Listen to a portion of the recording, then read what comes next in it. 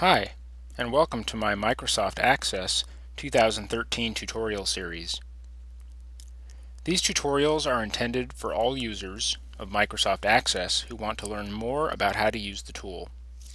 However, I created them specifically for my online class, Microcomputer Databases, Microsoft Access 2013, a 4-credit course taught entirely online through the University of Alaska Fairbanks, an accredited institution of higher learning.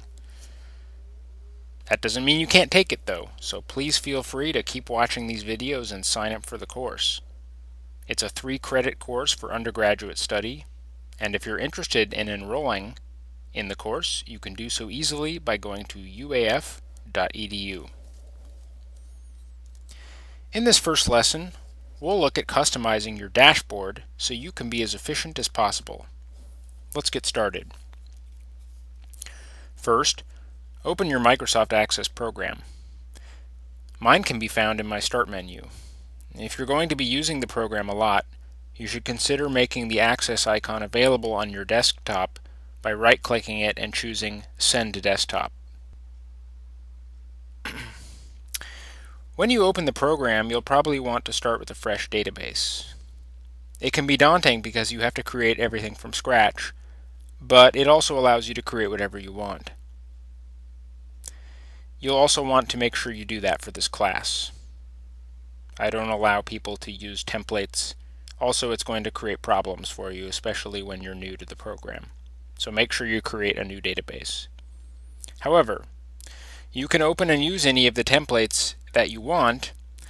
They're a good idea to use, especially when you're new, for research and discovery, and just to get a good idea of what Access is capable of and how you might create and set up your own databases, tables, reports, forms, and so forth. So while it's not allowed to use for your final project for this class, I do recommend that you take a look at some of the templates and get an idea of what's possible. Alright, so let's go ahead and create a new database. Click Blank Desktop Database. Now the first thing I like to do when I create a new database is to save it, so I don't accidentally close it out later on after I've done all my customizing and then lose my work. Of course, Access lets you know if you haven't saved your database before you close it, but it's still possible to mess up. So I like to save it right away. Click the usual File Save As command and choose a file type and then a destination. Also make sure to give your file a name that makes sense for what you're creating. So I'm going to create a comic books database. Alright, once we've gotten that out of the way, we can customize our desktop. What you will need and want to have easily available to you will of course be informed by the project you're working on, as well as your experience with the program. Only by using the program during this course, for example, or on other projects in life or work, will you really get an idea of how you best want to customize your workspace. But since you're new to the program, we can go ahead and take a stab at it right now. So let's customize the Quick Access toolbar. These are where we're going to put items that we want to use over and over, and we want them to be easy to find. So I like to add the print preview button, for example, and the spelling. Those are some useful ones. I also like to go into more commands and choose a host of useful tools that aren't on the main ribbon. So for example, I'm going to choose alternate row color, analyze performance, and apply currency format,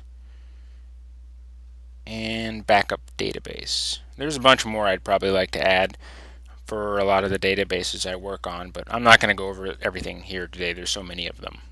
But you can scroll through this and get a good idea of what kinds of tools that you might want to have immediately available to you when you're working on any of your objects in Access. Alright, so that's pretty much it for customizing your workspace. You can customize your ribbon instead of the Quick Access toolbar, as explained in your textbook, I don't really like to use the ribbon myself. I find it's a little more complicated. But you can just right click the ribbon and choose the customize option if you want to customize that instead. So it's not my preference, so I'm not going to go over it here, but the textbook covers it pretty well, and you're welcome to use it if you want.